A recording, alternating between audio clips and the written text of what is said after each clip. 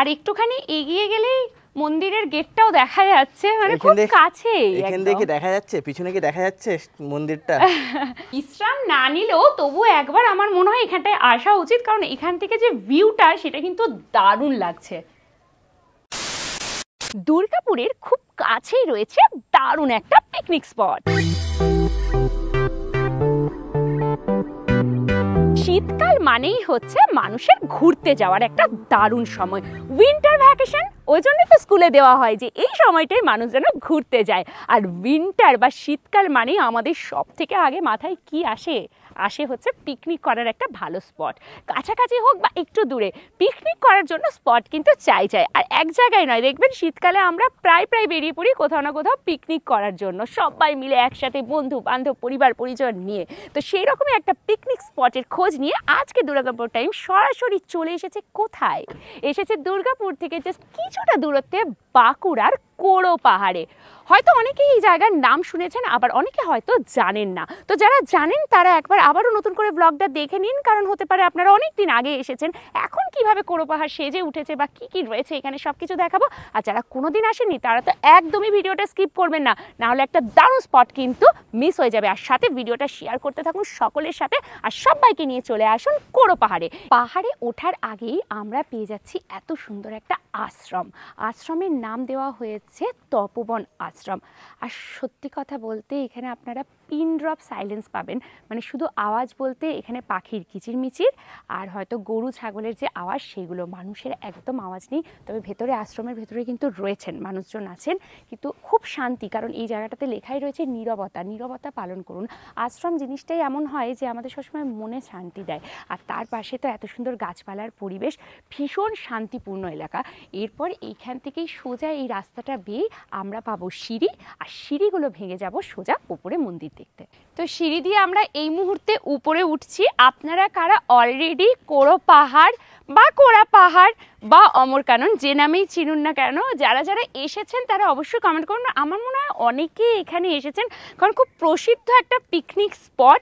আর সবাই অমরকানন পাহাড়ে আসলে এই সিঁড়ি বেয়ে ওপরে যায়, কারণ ওপরে রয়েছে একটা সুন্দর মন্দির। তো আমরাও যাচ্ছি।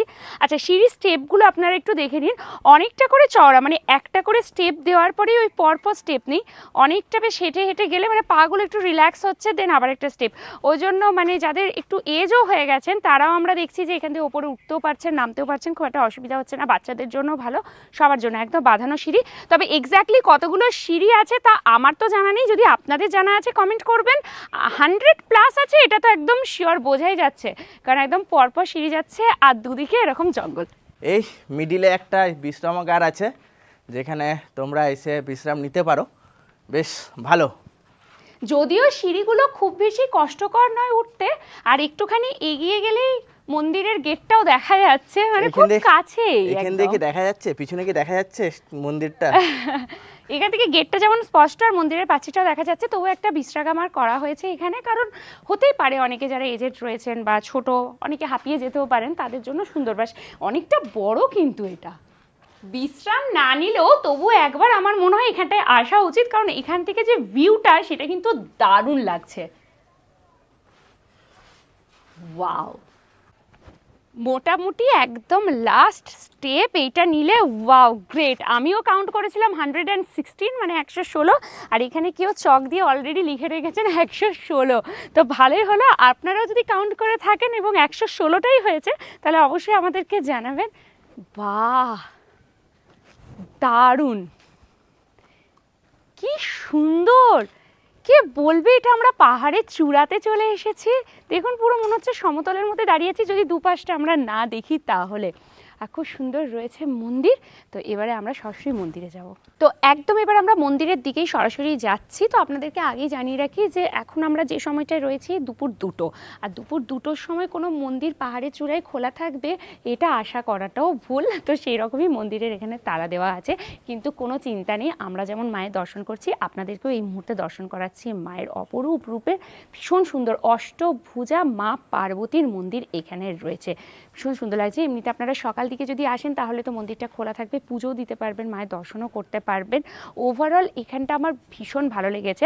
আর আমার মনে পড়ে আমি অনেকটা ছোটোবেলাতে ফ্যামিলির সাথে এখানে পিকনিকে এসেছিলাম অমরকানন। আজকে এত বছর পর আবারও একবার এই পাহাড়ে এসে মনটা সত্যি ভীষণ খুশি হয়ে গেল।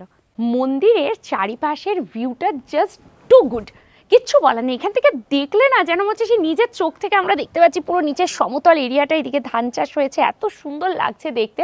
তাছাড়া আপনারা তো ড্রোন ভিউয়ের মাধ্যমে পুরো অংশটাই দেখতে পাচ্ছেন, মন্দিরটা মাঝখানে আর চারিদিকের কি সুন্দর পরিবেশ।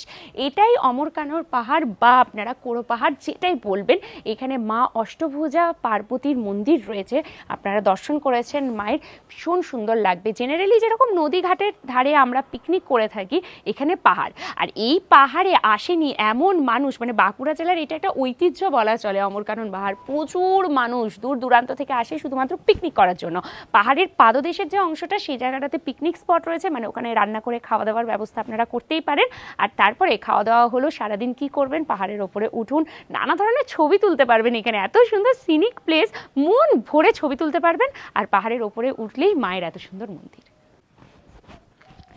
তো কীরকম লাগলো আজকের এই ভিডিওটা? আশা করি ভীষণ ভালো লেগেছে। যেরকম আপনাদেরকে বললাম, দুর্গাপুর থেকে বেশি দূরত্বের একদমই নয়, বাঁকুড়ার শুরুর দিকে আপনারা পেয়ে যাচ্ছেন এত সুন্দর অমরকানন পাহাড় বা কোড়ো পাহাড়।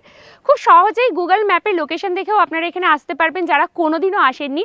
আর যারা আগে এসেছেন তাদের তো পূর্ব পরিচিত, ঠিক চলে আসতে পারবে। রাস্তাও খুব একটা মানে ঘুরে ঘুরে আসা বা সেই রকম কঠিন রাস্তা নয় যে অনেক মানে কি বলবো আমি খাল বিল পেরিয়ে আসতে হবে, তাও একদম নয়, বেশ সুন্দর। আমরা তো বাইকে এলাম, বেশ ভালো লেগেছে আমাদের। দুর্গাপুর থেকে মোটামুটি যদি হিসেব করে দেখি, আমরা যেভাবে আসলাম তাতে 1.5 ঘন্টার মতন সময় লাগলো, আমরা পৌঁছে গেলাম খুব সহজে। আমার ভীষণ ভালো লেগেছে এখানে এসে, এবং এখানে আসছেনও বহু মানুষ, অলরেডি আসছেন, মায়ের দর্শন করছেন, পুজো দিচ্ছেন। তো যারা কোনোদিনও আসেননি, পিকনিক না হোক, একবার অন্তত ঘুরে যাবেন। এত সুন্দর আমাদের পশ্চিমবঙ্গের মধ্যে রয়েছে পাহাড়, পাহাড়ের ওপরে মন্দির, কত মানুষ দূর থেকে দেখতে আসছেন। তো আপনারাও কিন্তু অবশ্যই চলে আসুন, একদম আর দেরি করবেন না। আর এইরকমই দারুণ দারুণ ভিডিওগুলো পাওয়ার জন্য অবশ্যই আমাদের ফেসবুক পেজটাকে ফলো করবেন, আর ইউটিউব চ্যানেল থেকে দেখে থাকলে ইউটিউব চ্যানেলকে সাবস্ক্রাইব করতে ভুলবেন না।